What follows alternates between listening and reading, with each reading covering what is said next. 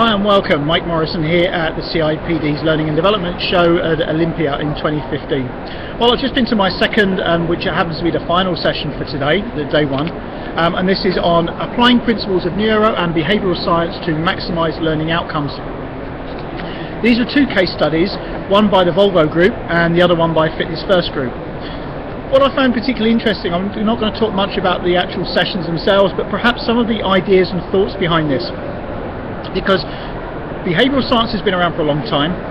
We haven't been using those words and that jargon, but we have been applying a lot of the principles, and things like accelerated learning and to some extent some of the NLP factors are around some of the behavioural science opportunities. So cause effect, we know that certain things cause certain events, so how people learn, how people form habits, how people change habits, etc. Neuroscience, on the other hand, is something that is generally much newer. It's still very research based. There hasn't been a massive amount that's really made it through to mainstream everyday learning yet. But what I found is, with these two particular case studies, both of them talked about really good, sensible, grassroots, behavioural based change. They identified where they were, planned where it was that they needed to get to, and then used sound behavioural science approaches to help manage change and behaviours and attitudes. What I found particularly bizarre was that both sessions really alluded to neuroscience as being, we applied neuroscience to this particular change, when in fact what they really did was they did some change, they then looked at what happened and then tried to retrospectively fix neuroscience and behavioural science elements to it. It was a backward step in many ways. Now, whether that was just for the conference or just to promote the session or to make what it was that they were doing look even sexier and more interesting, I really don't know. What I do know is that their training and their change processes did appear to be really effective. It helped them do what it was that they were set out to do. But does it really put neuroscience and behavioural science at the forefront?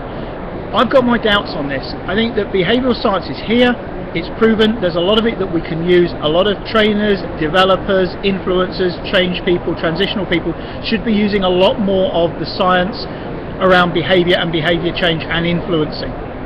That's absolutely fundamental if we want to do things quick, and it's something certainly that I and the team at Rapid BI have been doing for a long time, and that is, how do we get that rapid change? And that's about getting people on board, it's about getting people engaged, it's about getting people participating. It isn't about push knowledge and information, which essentially is what their presentations were talking about. The flip side is that neuroscience, on the other hand, hasn't been properly embedded yet. We know what the cause effects are on the brain, but how to actually stimulate that in the real world on an everyday isn't there. Are we just using jargon for the sake of jargon? Have we failed? That to me is something that I really need to think about and need to blog. It's left me in a position of reflecting that, have we gone beyond sharing good practice and good learning with each other and trying to justify it under jargon, under the latest fad that comes along? Okay, so today it's behavioural science and neuroscience, but what's tomorrow? Are they going to call it gamification because we had a game, because we had points? I hope not. I really hope that we get away from all this. We must link it to something sexy and just say, this is what we did, this is how we planned it, these are the elements of evidence that we use to move us from A to B to C, whatever. Well, that's it for today. It's off to networking. Follow through on the blog, and I'll be writing this up properly later on, and a few tweets later. Thanks for watching. Bye bye.